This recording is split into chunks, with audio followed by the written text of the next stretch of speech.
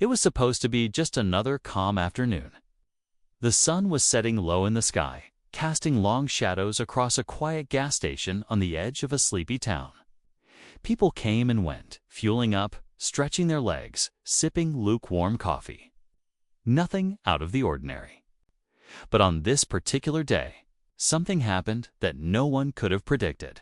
And it all started with two small dogs and a man who picked the absolute worst moment to act tough. The dogs weren't causing trouble.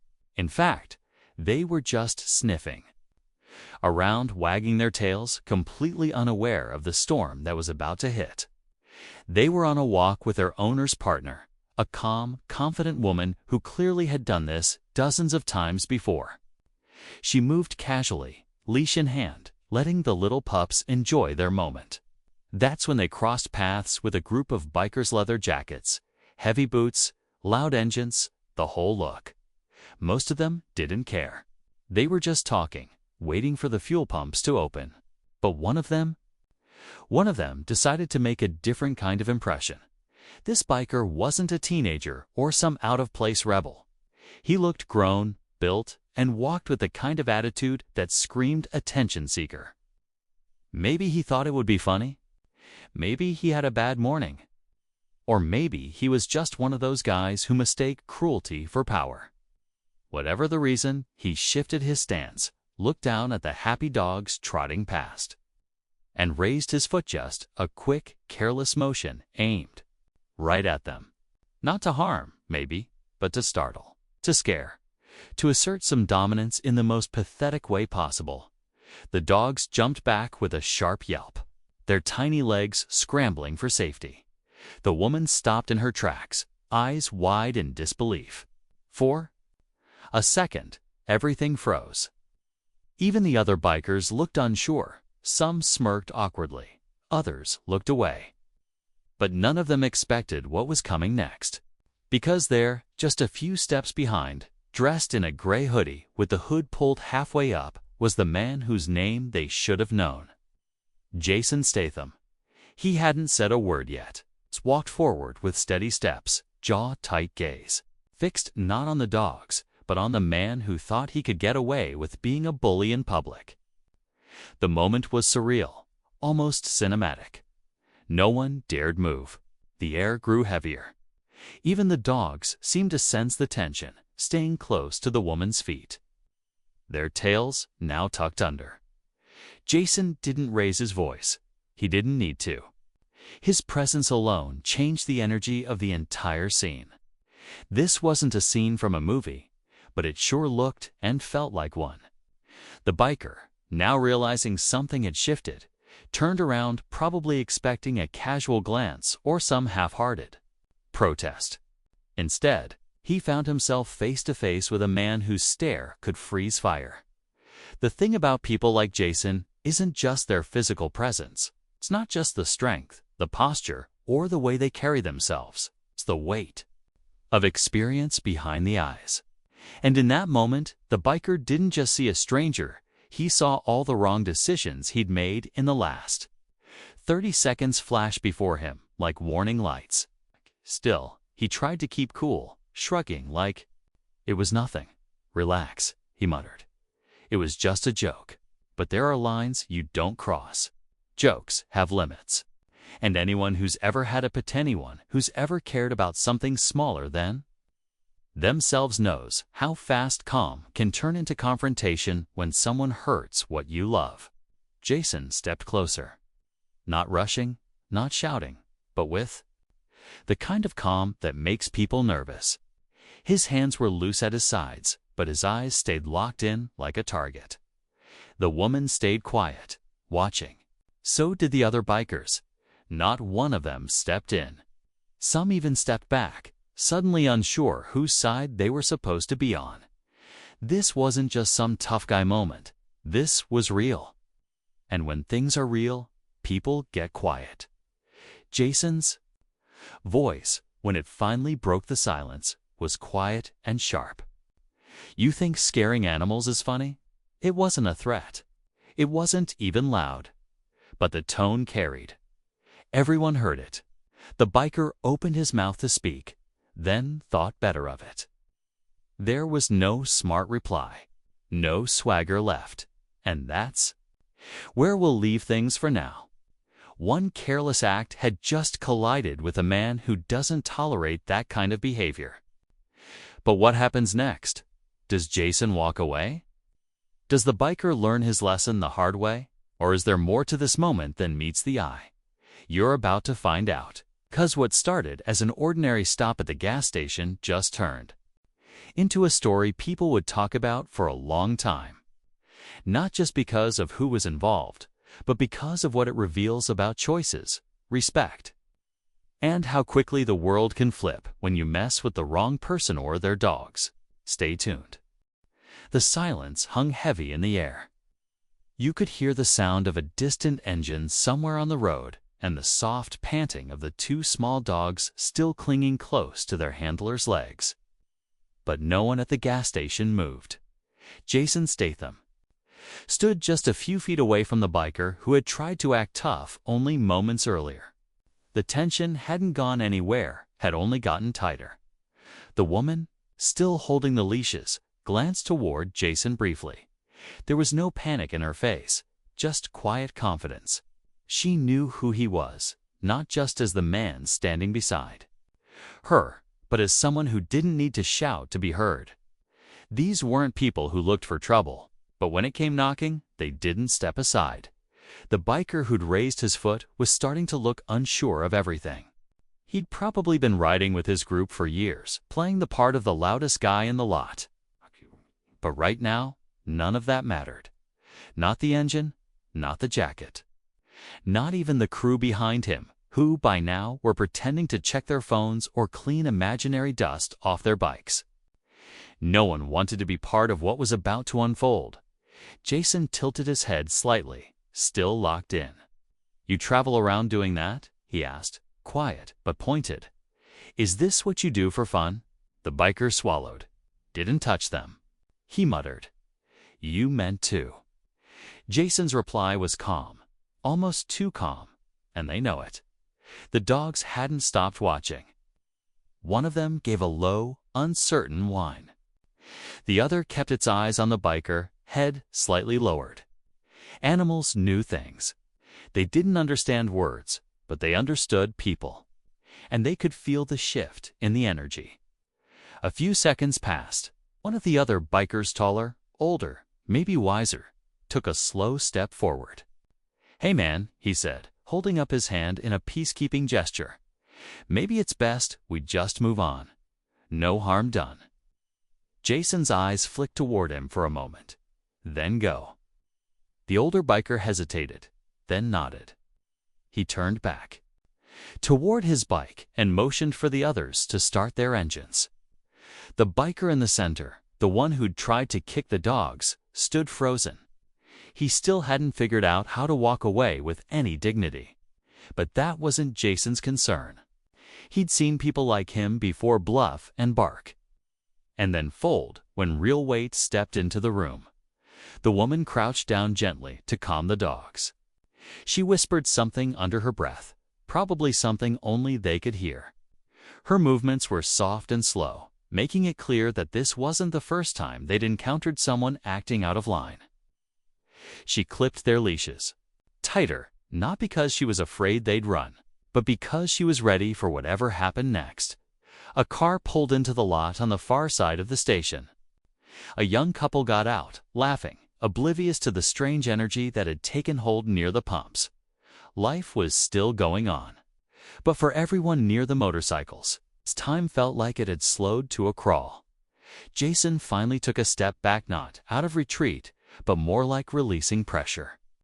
He didn't want things to escalate. That wasn't his style, but the message had already been delivered. And even though he hadn't raised his voice, everyone watching understood something had changed. The man who'd tried to act tough now looked like someone just trying to blend into the shadows. But what none of them knew was that this wasn't just about two dogs or a careless foot. This gas station, this moment there, was more to it. Jason hadn't come here by chance. He wasn't just passing through. And the woman with him? She wasn't just someone walking pets. They were looking for someone. Not this biker. No, but someone connected to this stretch of highway. Someone who had been leaving traces, small ones, but noticeable if you knew what to look for. There had been a pattern over the past few weeks. Random acts of intimidation. People disappearing from rest stops. Reports that didn't quite make it to the news. But Jason had friends in places that didn't forget details. He and his partner were following a trail. And though they hadn't expected this interruption, it was clear now that they were getting close. The biker crew, probably without realizing it, had placed themselves right in the middle of something far more serious. Jason hadn't said a word about it yet, and he wouldn't not hear. Not in front of strangers and cameras. But as the other bikers finally revved their engines and started to drift off one by one, the man at the center still stood frozen, like he couldn't quite believe what had happened. Jason turned away at last, walking back to the woman. The two exchanged a quiet glance. No words needed.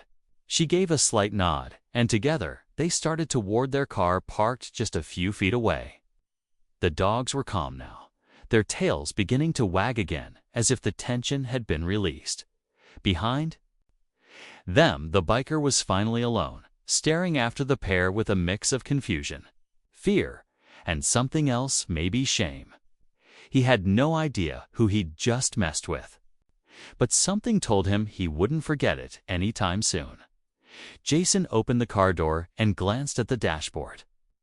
A small device blinked back at him, a tracker, still picking up a weak signal from someone they'd been trying to find. It had led them to this town, and now it was pointing further down the highway. The dogs hopped in first, settling into the back seat. The woman got in next, checking a note on her phone. Jason looked at the road ahead, then gave the faintest nod to himself. The real story wasn't behind them. It was still unfolding. The biker incident, just a bump. What lay ahead was darker, deeper, and more dangerous than anyone standing at that gas station could imagine. And they were getting closer.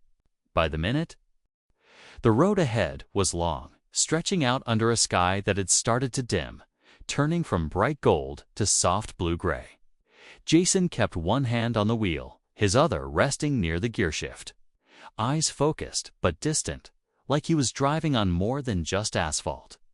The tracker on the dashboard blinked slowly, its signal stronger now.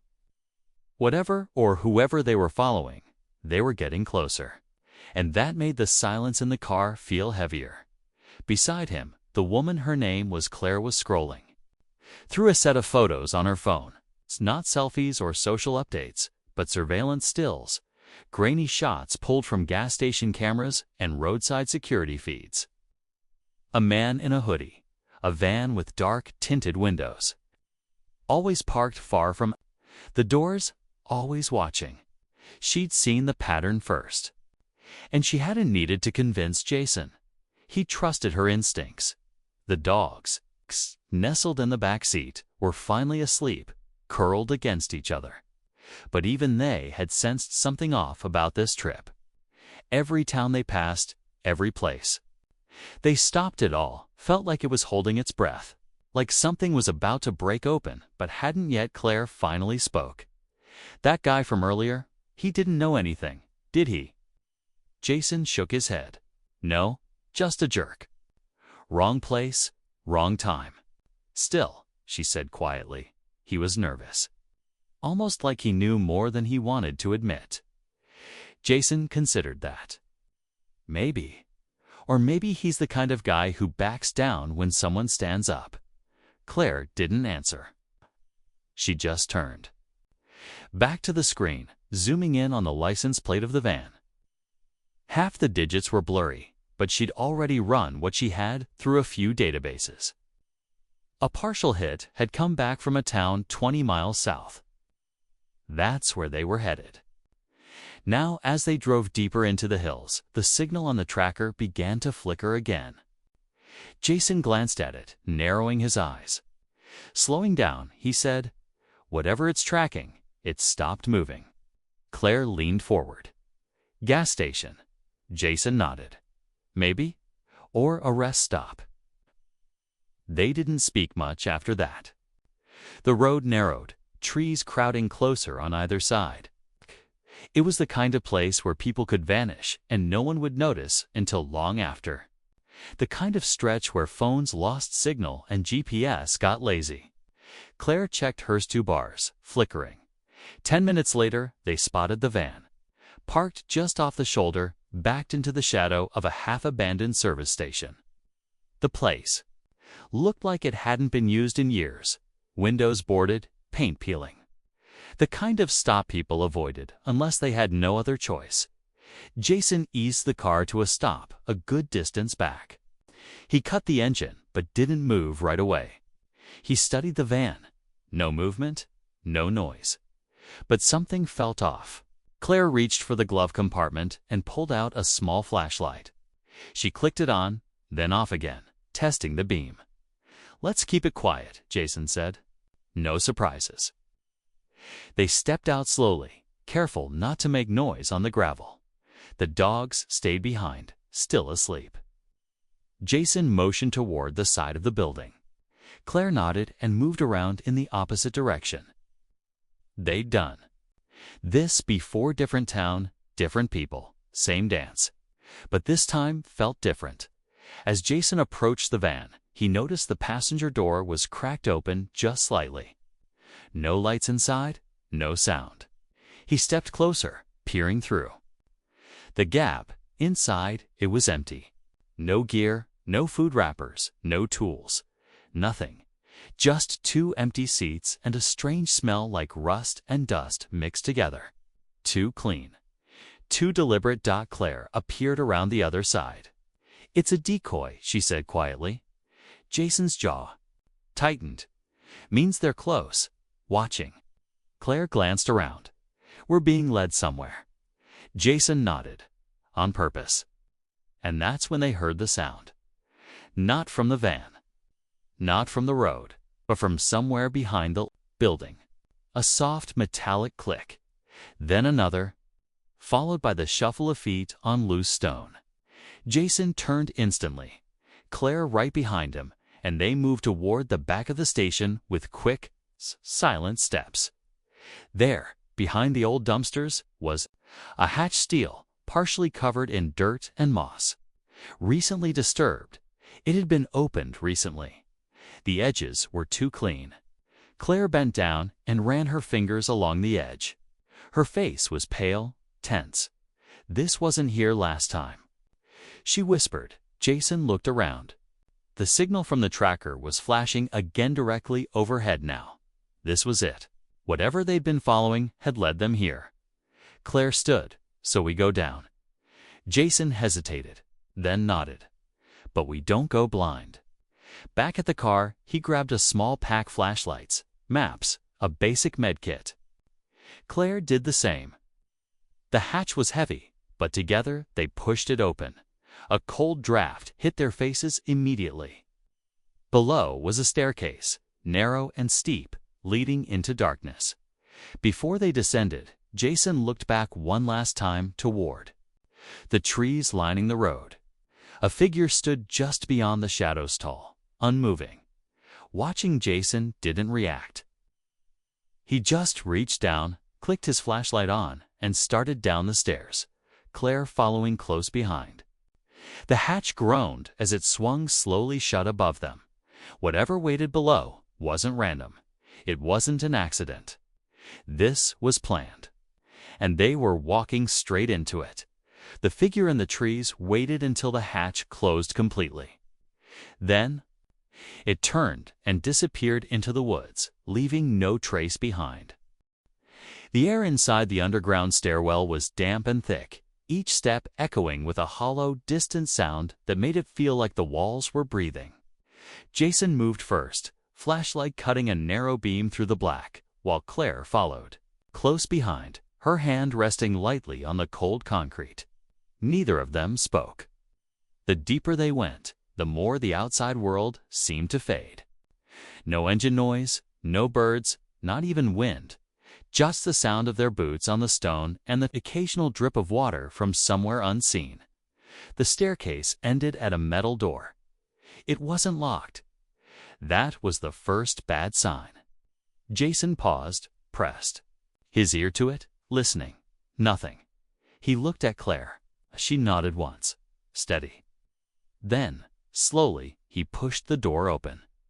What they found inside was strange. A long corridor lit by dim overhead bulbs that flickered just enough to mess with their depth perception. The walls were lined with old posters, peeling away to reveal gray concrete underneath. The silence wasn't just eerie, it felt staged. Like someone wanted them to feel off balance from the moment they walked in. And that tracker signal, still blinking. Stronger now. They were close as they moved down the hallway. They passed several side rooms each, one empty, dusty, abandoned-looking. But Jason noticed things. Footprints in the grime. A coffee cup, still warm. A power cord running from an outlet into the wall and disappearing through a small crack in the cement. Someone had been here recently. Maybe they still were. Then came the sound again, faint at first. A low hum, not mechanical. More like a voice. Distant, echoing from deeper within the structure. Jason held up a hand. Claire stopped. He tilted his head, listening. It was a recording. Jason stepped forward, following the noise. The hall curved sharply left, and the hum became clearer words now, repeating, a man's voice, calm but flat. Saying the same sentence over and over, everything you think you know is wrong. Claire whispered, why would anyone loop something like that? Jason didn't answer. But his jaw had tightened again, and his steps grew more careful. This wasn't just a bunker. This place had purpose, and whoever had built it wanted them. Here at the next corner, the hallway opened into a large room. Half-lit, concrete floor. Old furniture arranged in strange patterns, an overturned table. Chairs facing a wall, stacks of boxes that looked untouched for years. In the center, a small television set sat on a folding table, playing the same looped message. Jason reached out and switched it off. Silence returned, thicker than before. Claire moved toward one of the boxes and opened it. Inside were files, names, dates, photographs. Most were surveillance stills, some showing familiar locations they'd passed over the last week. Their own car was in one of them. Claire held it up, eyes narrowing. They've been watching us. Jason scanned the rest of the room, then moved toward a metal cabinet bolted to the wall. He yanked it open. Inside were several burner phones, some labeled with dates, and a notebook handwritten, detailed. It read like a tracker's log. Notes about them, their dogs, where they'd stopped. Even the biker at the gas station was mentioned, underlined. Contact successful. Reaction recorded. Claire's voice was sharp now. They staged it. Jason nodded slowly. They wanted to see what I'd do. But why? Why all this? Jason didn't answer. He was already flipping through the notebook faster now, looking for something, anything that explained the bigger picture. But then the lights went out. Total blackness. The flashlights came back on instantly, beams jerking around the room, bouncing off cold metal and concrete. Claire spun, back against the wall, heart pounding. Jason's voice was low but steady. We're not alone.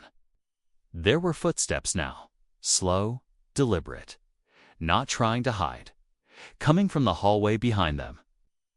Claire raised her light, aiming it toward the door. Nothing yet.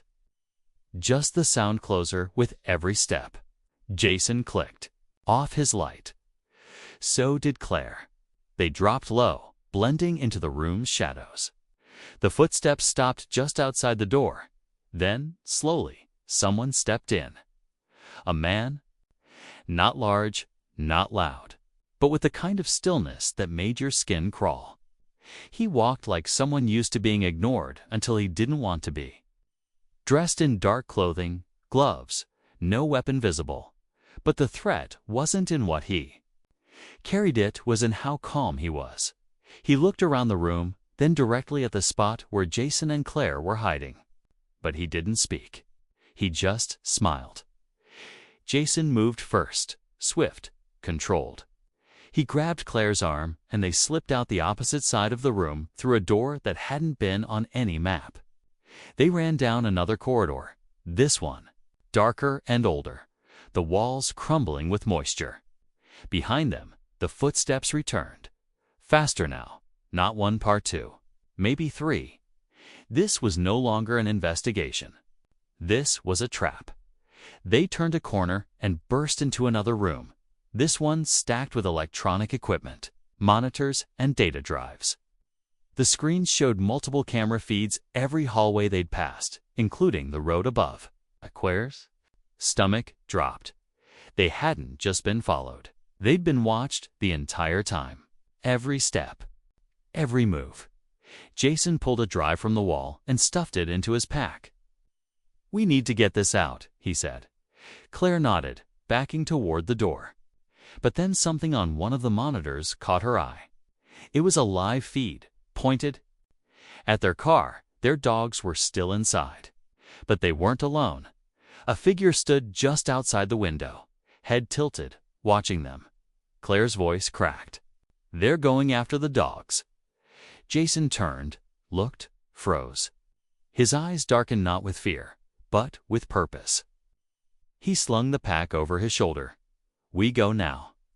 They raced back through the tunnels, following their own footprints, ignoring the sounds behind them. The footsteps were faster now.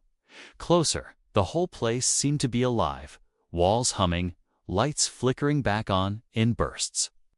Jason and Claire burst through the first metal door and up the stairs, skipping steps, lungs burning. As they reached the hatch, they could hear voices below, no longer calm. They were shouting now. Jason pushed open the hatch, daylight pouring in again, blinding after so much darkness. Claire climbed out behind him. Their car was still there, just up the road, but so was the figure. It was the same man they'd seen on the monitor, now standing next to the driver's side door, looking. Inside, the dogs were barking now, frantic, pawing at the window. Jason didn't stop. He ran toward the car with every muscle in his body tight, fists clenched, heart slamming in his chest. Claire stayed close, hand on her phone, ready to call for help, but unsure if anyone would even come. The road was still empty. Not a single car in sight. Jason was closing in fast now. The man by the car turned slowly, meeting him head-on. No fear. Just that same unsettling calm. Then he reached into his jacket, and everything exploded into motion. Jason didn't flinch. The split second the man reached into his jacket, he was already moving, body low, instincts razor sharp. He didn't know what the guy was reaching for, but in moments like this, hesitation could cost everything. Claire was right behind him, scanning for backup, but the woods were still, the road empty, and no help in sight. Just as Jason lunged forward, the man pulled something out, but it wasn't a weapon. It was a small device, no bigger than a deck of cards, blinking with green and red lights. He didn't try to use it, just held it up like a warning. Jason froze mid-step, narrowing his eyes. The dogs were still barking wildly inside the car, scratching at the windows, sensing the rising threat. The man gave a slight, eerie smile and slowly placed the device on the hood of the car, then stepped back. Claire shouted, "Don't let him near the car." Jason bolted forward again, grabbed the device and flung it away from the vehicle. It landed on the side of the road with a metallic clatter but didn't go off. No explosion. Just a sudden, high-pitched tone that pierced the air for 2 seconds. Then silence. Jason turned back toward the man, who had already started walking away into the trees, like his job was done. That rattled Jason more than anything. He hadn't come to fight. He came to leave a message, or maybe start something they weren't ready for yet. Jason ran after him, but the figure disappeared into the woods without a sound, swallowed by the trees as if he'd never been there at all. Claire had already opened the car door, calming the dogs, checking them over. No harm, just fear. But something was off. Very off. Jason returned, breathing hard. He wasn't here to hurt them. Claire looked at him, confused. Then what? Was that? Jason picked up the device from the roadside. Now that he had time to look, he saw it wasn't an explosive at all. It was a tracker, the same kind they'd been using. But this one had a different signal pulsing on its tiny screen, a new target. Not them. Claire leaned over and examined it. That's not our signal. Jason nodded slowly. It's bait. Before either of them could speak again, Claire's phone buzzed. Weak signal, barely a bar, but a message had pushed through. A single line of text from a private number neither of them recognized. You've been chasing the wrong man. Claire's face went pale. Jason grabbed the phone, reread the message, then looked at the tracker again. The blinking pattern had changed. Now, instead of a steady rhythm, it pulsed in a deliberate sequence, almost like Morse code. He stared at it for a long moment before the realization hit. This whole setup, he said slowly. The bunker. The cameras, that biker, even this guy. It's all been a distraction. Claire shook her head. But the photos, the logs, the surveillance, someone's been following us. Yeah, Jason said, but not to stop us, to keep us busy. Suddenly, Claire's expression changed. The drive. Jason, what if that data we took? What? If they wanted us to find it, they both looked at the backpack. Inside was the hard drive they'd grabbed from the underground room footage. Files, information they thought would reveal everything. But now it looked like a carefully placed piece of bait. Whoever had set this in motion hadn't just been one step ahead, they'd written the playbook. Jason's mind raced. They're leading us away from something real. Claire's eyes darted around the forest edge. Or someone. Jason opened the car door, pulled out a secondary device from the glove box, another tracker. One not connected to any visible signals. He turned it on and checked for nearby frequencies. At first, nothing. Then faint, but there another signal, low and hidden, pulsing about 30 miles east. A location that hadn't come up before. Remote, off-dash grid, Claire saw it too. That wasn't showing earlier. Jason locked eyes with her. Because we were never meant to find it. They didn't wait. Jason started the engine. The dogs settled back nervously in the back seat, and Claire kept the tracker in hand as they pulled away from the old gas station. The road ahead was darker now, the sun nearly gone, and the GPS refused to load the new path. They were on their own. But they weren't turning back. As they drove through winding roads lined with thick trees, Claire tried to piece it together. So, if we've been chasing a decoy, who's the real target? Jason didn't answer. But he was thinking the same thing. This was no longer about a single man herding animals or a strange group hiding underground. It was bigger, deeper, and someone with reach and planning had been laying this out from the beginning. From the biker incident to the staged bunker to the figure at the car.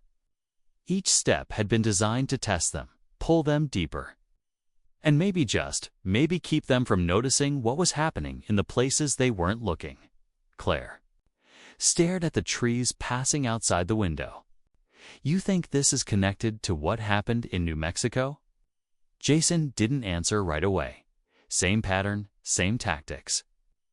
But why use us? She asked. Why follow us, then feed us lies?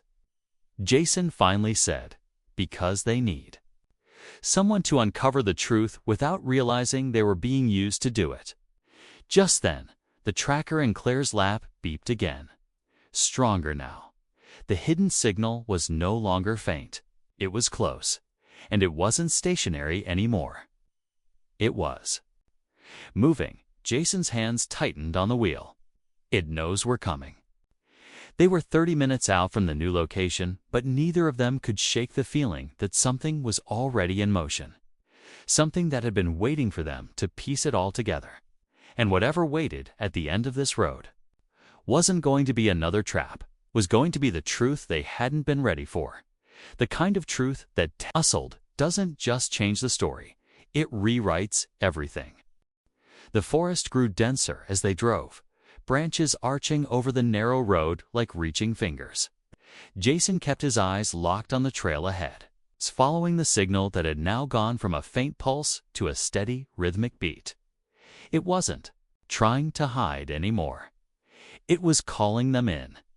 Claire sat tense in the passenger seat. The dogs quiet in the back, too quiet. Even they seemed to understand this wasn't just another stop on a long, strange journey. This was it. The tracker led them to a clearing surrounded by tall pines. In the center stood a weathered cabin, half swallowed by the woods. It looked abandoned, roof sagging, windows streaked with dirt, ivy climbing up the walls. But the signal was strongest here. Jason parked a few yards away, turned off the engine, and let the silence settle. No birds, no breeze.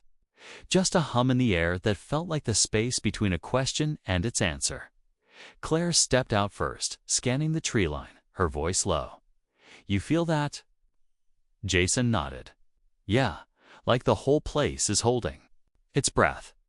They approached the cabin slowly. Jason reached the door and tested it. It creaked open without resistance. Inside was a single room, dusty floorboards, broken furniture, and in the far corner, a desk with a monitor still glowing faintly. The computer was on, running. No password, just an open file with lines of data scrolling endlessly across the screen. Claire moved closer. This shouldn't even have power. Jason checked the wall. There was a small generator humming in. The back, well hidden. The screen continued to scroll, but it wasn't just random numbers. It was location data, names, dates. Everything from the last 6 months. Surveillance logs. At the bottom of the screen, Claire gasped. Her name. Jason's name.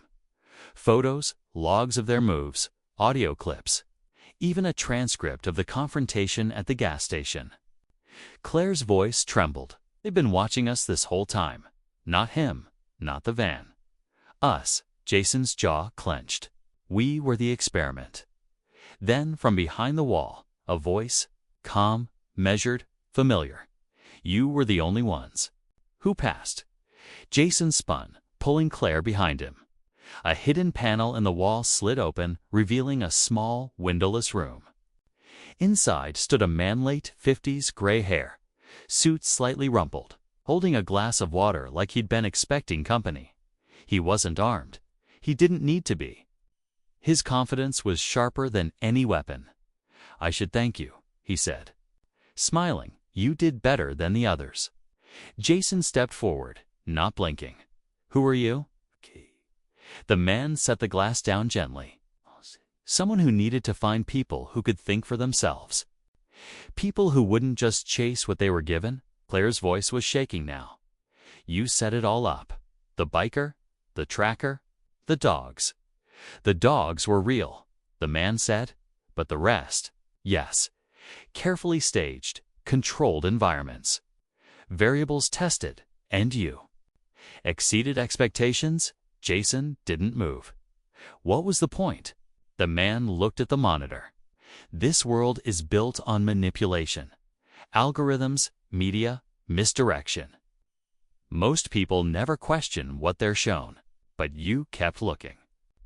You pushed through every fake breadcrumb, and now you're here." Claire stepped forward. "Why us?" "Because you're not afraid to look beyond the surface, and we need that." Jason's voice dropped lower. "We." The man tilted his head. "There's more going on than you know. Governments, private networks, hidden projects. But that's not what matters. What matters is you have a choice. Jason narrowed his eyes. What kind of choice? The man gestured to the screen. All of this data, it's a door. You can walk away. Take what you've seen, forget it, go back to your lives. Or you can follow where it leads. But it won't be easy. And once you choose, there's no going back. Claire looked at Jason, then back at the man. And if we say no, he smiled faintly, then you'll never hear from us again. And you'll live the rest of your lives wondering what would have happened if you had said yes. Jason glanced at Claire. For a long moment, neither of them said a word. Then Jason turned back to the man. We'll take the risk. The man nodded once. Good. He reached into a drawer and pulled out 2 small devices, new trackers. But different. He handed them over without explanation. Your next destination is on there. You'll have 3 hours. After that, the window closes. Claire took hers cautiously. What's at the next stop? The man just smiled. Answers. Jason didn't wait for more. He turned, motioned for Claire, and they left the cabin. The sky outside was darker now, clouds rolling in fast. Thunder in the distance. As they reached the car, Jason checked. The new device. The signal pointed west deep into the mountains. No roads, no towns. Just coordinates and a blinking light. Claire looked back at the cabin. Do you think we're being played again? Jason stared at the screen. Doesn't matter. We're in it now. He started the engine. The dogs stirred behind them, sensing the shift again. The wind picked up. Lightning cracked somewhere. Far away, they drove into the night, following a signal they didn't understand. Chasing a truth no one else had dared to see. But just before the road turned out of view, the screen on Jason's old tracker, long thought disconnected, lit up for the first time in hours. It showed one word. Terminate. Claire's eyes widened. What does that mean? Jason didn't answer. Because for the first time in this whole story, he didn't know. Jason stared at the word, glowing on the old tracker, terminate. His jaw tightened as the screen blinked once, then went dark. For a moment, the car felt like it was suspended in time. Surrounded by pine trees swaying under the night sky and thunder rumbling in the distance. Claire sat still beside him, clutching the new device tightly. The dogs were calm again, unaware of the signal that had just changed everything. Claire looked at him. You think they're shutting it all down? Jason's mind was already working. Through the possibilities, that one word terminate could have meant anything. Terminate the mission, terminate the project, or something far worse. But Jason had been through too much, seen too many lies stacked on top of half-truths to panic. He had learned long ago that fear only clouds judgment.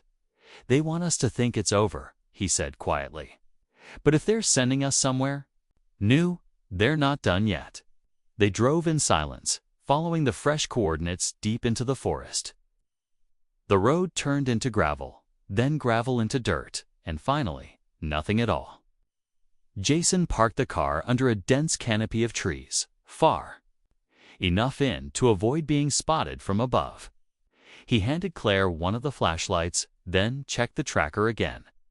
The signal pulsed slowly, steady, strong. Together, they walked. For nearly an hour, they pushed through brush and uneven ground, guided only by the tracker's faint glow. Then, through a curtain of trees, they saw a metal hatch embedded in the forest floor, covered in moss and branches, almost invisible unless you knew where to look. Jason knelt down, cleared the area, and tested the handle. It wasn't locked, just like the bunker before. Almost like it was waiting. He looked at Claire. Last one. It descended into the earth, the cold air rushing to meet them like a breath held too long. Unlike the previous underground facility, this space was smaller, quieter, and older. The hallway walls were rusted steel, and overhead lights flickered weakly, but stayed on. At the end of the corridor, a door stood ajar. Inside was a small control room. No guards, no cameras. Just a single terminal and a wall covered in newspaper clippings, printed emails, and handwritten notes. It looked like a war room. But what caught their eyes was a monitor with a paused video. Jason hit play. A man appeared on-screen, older, clearly pre-recorded, seated at a desk. He had the same calm, calculating tone as the one they met in the cabin, but this wasn't the same person. His voice was heavier, and his eyes didn't blink much. "If you're watching this," he began, "you've passed the final phase." Claire moved closer, her arms folded tightly. "The program you've been caught in wasn't just a test. It was a filtration system. We needed to identify individuals who could process threat, misdirection, and manipulation, and still move toward truth." Jason and Claire exchanged a glance. The man continued. "For years, an independent group made up of ex-military, intelligence, tech developers has been tracking patterns the public never sees. Missing persons in clusters. Technology experiments buried in outdated patents. Behavior. Tests hidden in everyday life. The kind of things no one asks questions about anymore. Until now." The screen flickered once, then resumed. "You weren't supposed to uncover this. Not all of it. But you did. Which means you're ready." The man leaned forward on the screen. "Behind the wall to your left, there's a locker. Inside, you'll find full files, the names behind the masks, coordinates of active sites, evidence they can't scrub. If you choose to walk away now, you'll never be contacted again. But if you open that locker, the feed cut out." Jason turned. The wall was marked with scratches. He pushed on the panel and it gave way, revealing a steel cabinet. Inside were folders, real paper, files stacked neatly, along with a sealed envelope labeled only with one word, Truth. Claire picked up the envelope slowly. "Feels like the ending to something." Jason stared at it. Or the beginning of something worse. They took the files, made copies, documented everything. As they worked in silence, a low whir came from the monitor. Then a line of text appeared across the screen. "Termination protocol completed." Claire stepped back. "That's it. They're shutting the program down." Jason nodded. "We made it through the last phase. That wasn't about testing us anymore. That was them handing off the next part." They left the facility as the first light of dawn broke through the trees. The forest, quiet again, didn't feel as threatening anymore. It felt empty. Like something old had ended. Back at the car, Claire turned to Jason. "What now?" Jason looked down at the envelope in his hand. "Now we decide what to do with it." They didn't upload the files that day. They waited, cross-checked every detail, found proof of everything's secret experiments in isolated towns, manipulated reports, even connections to the very agency that had trained Jason years ago, all buried in plain sight. A week later, they made the decision. They released the first file anonymously through encrypted networks. The reaction was immediate, waves across forums, whistleblowers contacting them from dark corners of the web, pieces fitting together in a way that confirmed one thing: they weren't alone. Claire and Jason disappeared from public life, not because they were hiding, it's because they were moving. Quietly, carefully, following the last set of coordinates left in the envelope. They didn't tell anyone where they were going. Not even the dog's GPS tags were active anymore. But before they vanished, Jason left behind one final message. It was short, simple. Not everything hidden is evil, but everything evil stays hidden. And that was how it ended. Not with an explosion or a shootout, but with two people breaking through a web of lies and turning it inside out. They were never looking for fame or credit. They just wanted to protect what mattered. And in the end, the dogs were safe. The truth was out, and the people behind the curtain were finally exposed. Sometimes, the quietest choices echo the loudest. And if you ever find yourself at a gas station watching someone make a cruel move, remember, this someone could be watching. Someone who knows the difference between power and justice. And they might just be holding the leash.